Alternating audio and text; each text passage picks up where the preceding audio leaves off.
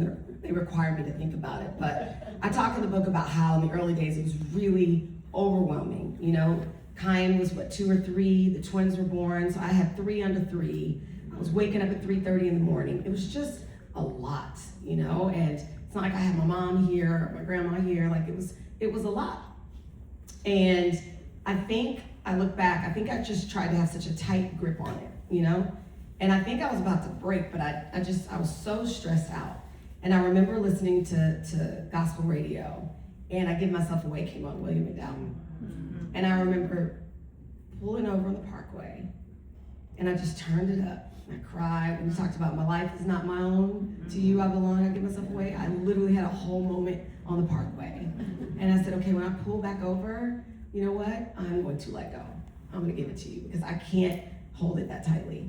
And you know what was ministered to me was that, you know, and Oprah has talked about this. If you think about how you got to this earth, how you got here, all the seeds that are going on in the woman and the man and all that, for those two to connect, there's so many different possibilities. I don't do math.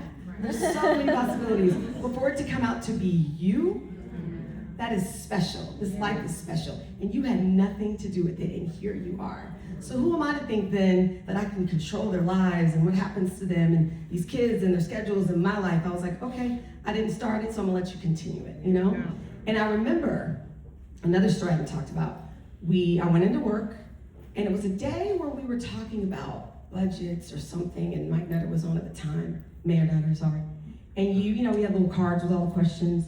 You asked questions about the budget and this and that and this and that. And I was sitting there, and I had just had this moment, and I thought, you know what? It's not about numbers, whatever you want. Sheinelle, just ask what you know to ask. And at the time, Z, remember when sorry, now I'm like, all my people are here. For Links, we collected books for one of the libraries. And I remember we had all these books, and we got to one of the schools, and they didn't even have a library. And I just, you know, all these schools anchored in Fox, Philly, and I just like not far away, it was in another library, suburban library, and they had this like fake tree, and you know, so I thought the 5th graders over here have this beautiful place, and they're not too far away, they don't even have a library.